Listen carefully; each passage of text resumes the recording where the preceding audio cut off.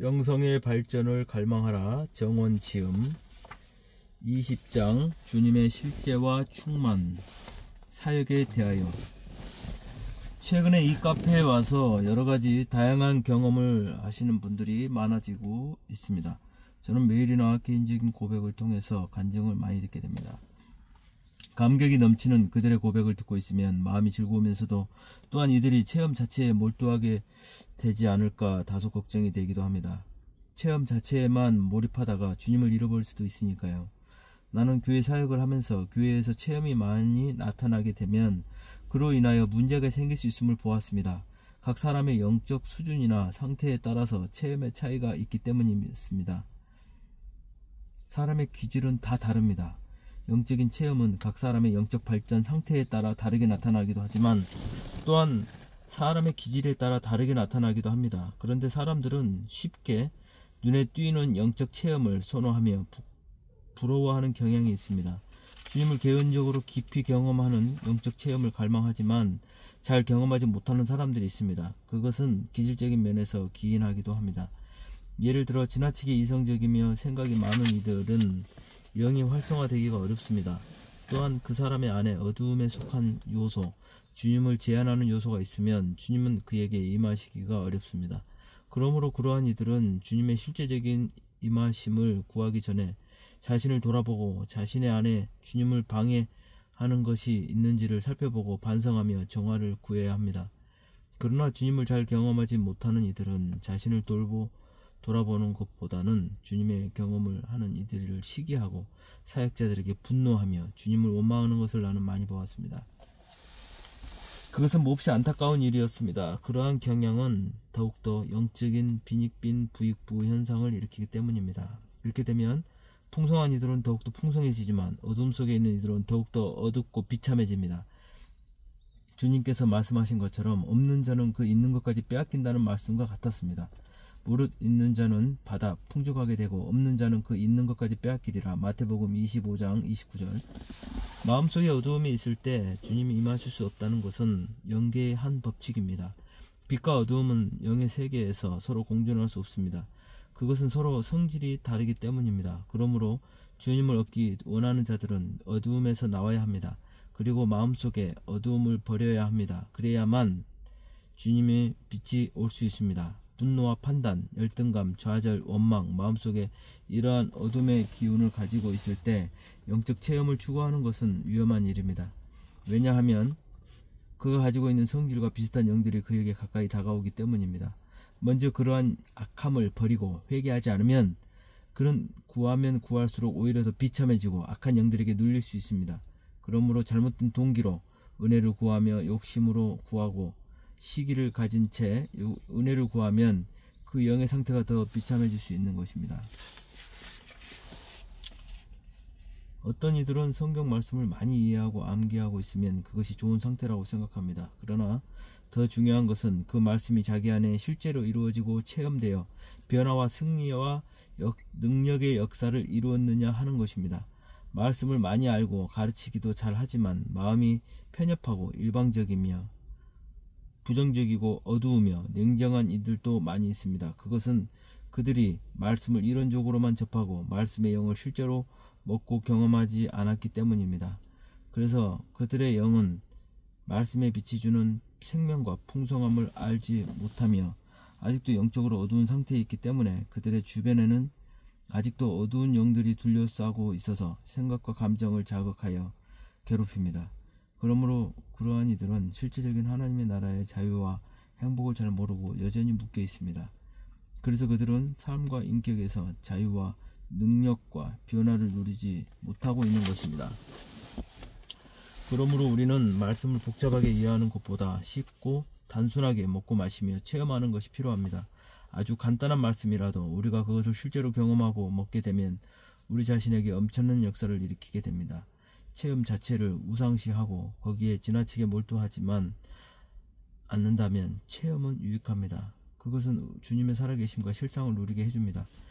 지적인 사람들은 지식 자체를 추구하기 때문에 한두 개의 지식으로 만족하지 않고 계속 새로운 것과 새로운 깨달음을 구합니다. 그래서 그들은 많은 것들을 알고 있지만 실질적으로 누리고 경험하는 것들은 많지 않습니다. 그러나 단순한 사람들은 한두 가지를 배우면 그것을 꾸준하게 적용하고 훈련해서 실제적인 것들을 많이 누리고 경험하게 됩니다. 호흡기도 하나만을 훈련하더라도 그것은 우리 영혼에 무한한 복을 줍니다.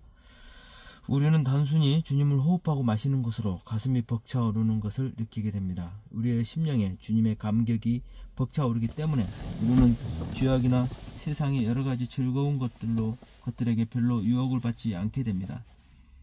그렇게 단순한 한 가지 기도를 통해서도 우리의 주님의 실상이 얼마나 놀랍고 아름다운 것인지 알게 됩니다. 아이들이 잘못을 저지르고 그래서 화가 날 때 그저 조용히 숨을 통하여 주님을 들여마저 보십시오. 우리는 곧 우리 내부에서 아름다운 움직임을 일어나는 것을 느끼게 됩니다. 그렇게 조용히 주님을 부르고 마시기만 해도 조금 전까지 속상하던 마음이 사라지고 아이들이 사랑스럽게 보여 잘 대해주게 됩니다. 호흡기도를 하는 초기에는 주님의 영이 임하면서 속에 나쁜 기운이 드러나기 때문에 구토와 가래, 침, 하품, 구역질 등이 많이 나오기도 하지만 계속 꾸준히 반복하여 기도할 때 나중에는 그런 것들이 차츰 사라집니다. 그리고 주님의 말로 표현하기조차 힘든 향기로움과 달콤한 사랑이 가슴에 채워지는 것을 느끼게 됩니다. 그 후에는 자신의 언어가 자신이 듣기에도 향기롭고 아름답게 들려지고 자연스럽게 흘러나오는 것을 느끼게 됩니다. 호흡기도가 더 발전되면 뇌가 열리는 것 같은 경험도 하게 됩니다. 그러한 과정에서 영적 세계에 대한 이해와 체험이 깊어지기도 합니다. 영적 세계를 보거나 빛이나 여러 현상을 보기도 하고 느끼기도 합니다. 그러한 경험을 하는 초기에는 많은 통증과 악몽에 시달리기도 하기 때문에 선배의 지도 없이 혼자서 가는 것이 조금 위험한 면도 있습니다. 어지러운 현상, 머리가 묵직한 느낌 또는 시원한 느낌이 자주 발생하기도 하고 마치 이마가 터질 것 같은 팽창감을 느끼기도 하고 큰 바위가 머리를 짓누른 것 같은 느낌을 받기도 합니다. 그러한 경험들은 내적인 감각이 열리는 과정에서 나타나는 것으로 영적 감각이 예민해질수록 사람들의 상태를 분별하는 데 도움이 되고 사람들이 멀리 있어도 그의 영의 상태를 알 수 있기 때문에 사람들을 돕는 데 유익을 할 수 있습니다. 호흡 기도나 부르짖는 기도, 대적 기도, 그리고 각종 영성 훈련과 집회를 통하여 우리는 다양한 영적 체험을 하게 됩니다. 신체에 임하는 기름 부으심을 경험하기도 하고 뇌에 빛이 임하고 뇌가 열리는 경험을 하기도 합니다. 심령의 강력한 은총과 기름 부으심을 경험하기도 합니다. 몸에는 권능이 임하고 뇌에는 빛이 임하며 심령에는 깊은 달콤함과 사랑의 영이 충만하게도 임하기도 합니다. 그러한 경험들은 우리를 충만하게 합니다. 그것은 우리에게 주님의 은총이 입력되는 것과 같습니다. 뇌에 들어오는 빛의 경험과 코로 마시는 생명의 기운도 입력에 대한 것입니다. 우리는 그렇게 입력된 것을 바깥으로 내보낼 수 있습니다. 그러한 출력 기관이 입입니다. 우리가 입으로 말을 할 때 입에서 기운이 흘러나옵니다. 그러므로 말은 출력과 같은 것입니다. 설교와 찬양과 같이 입으로 영을 표현할 때 그 사람의 영적 기운이 출력됩니다. 또한 손으로도 영적 기운이 출력될 수 있습니다. 치유 사역을 할 때는 손에서 영적 기운이 나오는 것입니다. 중요한 것은 입력과 출력의 관계입니다. 우리는 주님의 영과 능력으로 충만될 때 그것을 출력할 수 있습니다. 그러므로 입력이 부족하면 출력을 할 때 능력이 나타나지 않습니다. 그렇기 때문에 우리는 주님의 일을 하기 전에 먼저 주의 영으로 주님의 능력으로 충만하게 입력되어야 합니다. 그것이 영적 충만입니다. 그리고 그것이 바로 사역에 있어서 중요한 원리입니다. 모든 그리스도인들이 주님을 그의 안에 모시고 있습니다. 그러나 모든 그리스도인들이 주님의 영으로 충만한 것은 아닙니다. 그러므로 그렇게 충만하지 않은 이들은 주님의 사람인 것은 분명하지만 그가 모시고 있는 주님의 구원과 빛의 역사가 다른 사람에게까지 흘러가거나 영향을 주지는 못합니다. 그러므로 사람들은 충만의 분량, 흘러넘침의 분량만큼 사역을 할 수 있는 것입니다. 목회 사역이든 어떤 사역이든 집회에서든 교제에서든 이 주님으로 가득한 흘러넘침이 있어야 합니다. 그것이 천국이며 풍성함입니다. 그러한 현실에서는 충만함이 부족한 고갈된 이들이 많은 사역을 하고 있습니다. 교회에서도 그러한 이들에게 일을 맡깁니다. 그래서 사역은 부담이 되고 집회는 지루하고 고통스러우며 성도들은 예배의 감격과 기도의 영광 속에 들어가지 못하고 그 영혼이 시름시름 앓고 병드는 것입니다. 잔에 눈금이 100가지 되어 있는데 어떤 이가 50 정도로 채워져 있다고 합시다. 그는 사역하는 것이 싫고 부담스러울 것입니다. 사람을 만나는 것도 부담이 되고 말씀을 전하고 기도를 해도 그 심령이 후련하지 않을 것입니다. 그런데 그러한 상태로 억지로 사역을 하게 되어 10의 에너지가 바깥에 나가버렸습니다. 그러면 그 상태가 어떻게 될까요? 그가 새로 충전하지 않는 한 그는 40이 됩니다. 그는 의욕이 떨어지고 더 찰진 상태가 됩니다. 심하면 모든 것이 귀찮아지고 사는 것도 피곤해집니다. 갑자기 인생은 너무 허무한 것이라는 생각이 떠오릅니다. 자기는 더럽고 위선자라고 생각합니다. 이것이 무엇일까요? 바로 영적 배터리가 떨어진 상태입니다. 이렇게 영적으로 에너지가 떨어진 상태에서도 막상 기도하고 찬양을 하는 가운데 힘을 얻는 경우도 있습니다. 그러나 그것도 어느 정도의 영적인 힘이 있어야 가능합니다. 완전히 영이 떨어진 상태에서도 서는 그러한 회복도 기대하기 어렵습니다. 자, 이것과 반대가 되는 상황을 생각해 보십시오. 어떤 사람의 영적인 잔의 눈금이 50 상태에 있었을 때 누군가 이 사람을 찾아왔습니다. 그리고 그를 격려해주고 위로하며 기도해주고 그의 충만함을 나누어 주어서 이 사람의 영적 에너지가 증가되었습니다. 그래서 그는 눈금이 80이 되었습니다. 그는 어떻게 되었을까요? 그에게 희망이 생겼습니다. 그러다가 90이 되었습니다. 그에게 기쁨과 즐거움이 일어나기 시작했습니다. 그가 100이 되었습니다. 그는 주님을 너무나 사랑한다고 고백합니다. 이제 그는 120이 되었습니다. 100이면 다 가득 차는 눈금인데 120이 되었으니 잔이 넘치게 된 것입니다. 그는 어떻게 되었을까요? 그는 가만히 앉아 있을 수가 없어서 전도하고 격려하기 위해서 밖으로 나가게 됩니다. 바로 이런 것이 사역의 원리입니다. 즉 배터리가 부족한 사람은 채워져야 하고 넘치는 사람은 움직이고 일해야 합니다. 그래서 그의 영적 풍성함을 나눠주어야 합니다. 충만한 사람이 움직이지 않으면 영적 비만이 되어 문제가 생깁니다. 또한 에너지가 부족한 사람이 움직이고 일을 한다면 거기에도 열매가 없이 탈진을 일으킬 뿐입니다. 바다에서 배가 난파되어 오랫동안 떠돌고 있습니다. 사람들이 먹을 것이 없어서 오랫동안 굶고 있습니다. 음식을 공급받지 못하고 굶고 있을 때는 몸이 축적되어 있는 지방분이 그들의 에너지가 됩니다. 사람은 음식을 먹고 그 에너지로 충전되어서 활동하여야 하는데 음식을 못하는 상황에서는 자신의 생명을 깎아 먹으며 살아가게 되는 것입니다. 물론 그런 상황이 언제까지나 계속되지는 못할 것입니다. 그렇게 자신의 생명을 깎아 먹으면서 버티는 것은 한계가 있으며 계속하여 음식을 먹지 못할 때 그는 언젠가 죽게 될 것입니다. 아무튼 음식을 공급받지 못하고 평소에 축적된 에너지로 간신히 버티어 나간다는 것은 비참한 일이 아닐 수 없습니다. 발성기도나 호흡기도, 주님의 임재와 기름 부으심을 통하여 실제적으로 주님의 영으로 충전되는 것을 알지 못하고 사역을 하는 이들은 그처럼 자신의 생명을 깎아 먹으면서도 사역하고 있는 것과 같습니다. 그들은 자신 안에 가득한 넘치는 생명을 나누고 공급하는 것이 아니라 간신히 버텨나가는 것 뿐이며 세월이 흐를수록 한계에 이르게 되고 나중에는 심각한 탈진 상태에 이르게 되는 것입니다. 영의 흐름과 충만과 충전에 대하여 잘 모르고 의지적인 노력과 지적 훈련에만 몰두하는 이들은 나중에는 거의 회복하기 어려울 정도로 탈진하게 됩니다. 탈진이 오기 시작할 때 이들은 다른 방법을 찾게 됩니다. 그러나 근본적인 원리를 이해하고 경험하지 못한다면 그들은 어떠한 방법으로도 해결할 수 없는 상태에까지 이르게 됩니다. 잔이 가득하여 흘러넘치는 거품을 보십시오. 그것은 사람들에게 마시고 싶은 충동을 일으킬 정도로 멋지게 보입니다. 그것은 충만한 것이며 흘러넘치는 것입니다. 그처럼 주님의 체험과 충만과 흘러나옴은 사람들에게 어떤 영향을 줍니다. 호흡기도로 주님의 영이 많이 마실 때 우리는 몸에 묵직한 느낌, 전기와 같은 현상, 전율 등을 많이 경험하게 됩니다.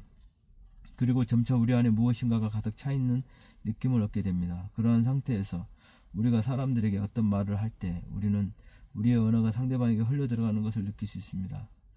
우리는 부드럽게 말하더라도 상대방이 우리의 말에 영향을 받는 것을 알 수 있습니다. 그것은 우리 속에 있는 영적 기운이 흘러나와서 상대방에게 들어가는 것입니다. 사역자가 이러한 충만함과 흐름을 경험한 후에 설교를 하면 그 설교를 듣는 사람들은 어떤 능력이나 감동이 그들을 접촉하는 것을 느끼게 됩니다. 사역자가 아주 쉽고 평범한 말을 해도 사람들은 그 말씀이 강력하게 자신에게 역사하는 것을 느끼는 것입니다. 기도를 하다가 충전을 경험하는 사람들 중에 손에 짜릿하게 전기가 오는 것을 느끼는 사람도 있습니다. 그러한 이들은 나쁜 사람들에게 안수해보면 상대방이 낫거나 호전되는 것을 많이 경험하게 됩니다. 그것은 그의 손을 통해서 영적 기운이 넘쳐서 흘러가기 때문입니다. 어린아이들이 열이 나거나 아플 때 아이의 어머니가 그러한 영의 흐름을 조금 경험했다면 그녀는 무조건 병원을 찾기 전에 먼저 믿음을 가지고 사랑의 마음으로 조용히 아이의 아픈 곳에 손을 얹고 기도할 때 그것이 효과를 발휘하는 것을 느끼게 될 것입니다. 사역이란 목회자만이 하는 것이 아닙니다. 사역자라고 하더라도 그가 영의 충만함을 경험하지 못하고 영의 흐름을 누리지 못한다면 그는 사람들에게 도덕적인 권면을 하고 요구를 할 수는 있지만 실제적으로 사람들에게 자유와 능력과 힘을 줄 수는 없습니다. 그는 사람들의 동의를 얻을 수 있고 설득할 수 있지만 상대방들의 영적인 묵짐을 풀어줄 수 없습니다. 영적 감동과 생명을 공급할 수 없습니다. 그것은 비상적인 사역에 그칠 뿐입니다. 그러나 어떤 평신도라도 초신자라도 그가 주님의 풍성함과 영의 충만함과 흘러나옴을 경험하게 되면 그는 자신이 의식을 하든 못하든 사역을 하게 됩니다. 그가 움직이는 것, 말하고 행동하는 그 모든 것이 사람들에게 영적인 영향을 주기 때문입니다. 그가 아주 충만한 사람이라면 그의 지식이 별로 많지 않아도 그가 조용히 있기만 해도 그의 주위에는 악한 영들이 소멸되고 주님을 믿고 사모하는 열망들이 일어나게 될 것입니다. 그것이 충만함과 흘러나옴의 효과입니다. 우리는 언젠가 때가 되어 주님의 나라 갔을 때 사역의 결과에 대하여 우리의 예상과 전혀 다른 주님의 평가를 받게 될지도 모릅니다. 우리는 주님께 이렇게 말합니다. 주님, 저는 평생 주님의 복음을 위해 일했습니다. 주님은 이렇게 대답하실지도 모릅니다. 정말이냐? 나는 너를 통해서 거의 움직이지 않았단다. 어떤 평범한 평신도가 말합니다. 주님, 죄송합니다. 저는 평생 주님을 별로 증거하지 못했습니다.